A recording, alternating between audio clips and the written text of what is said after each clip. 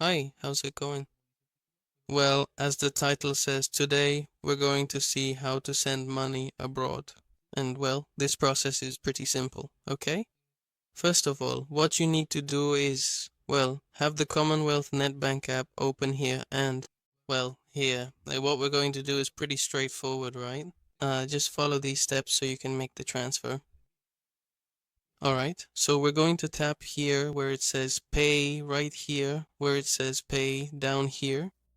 We're going to tap here, and when we do, this will open up, okay? Here, what we're going to do is click here where it says pay someone. We're going to tap there.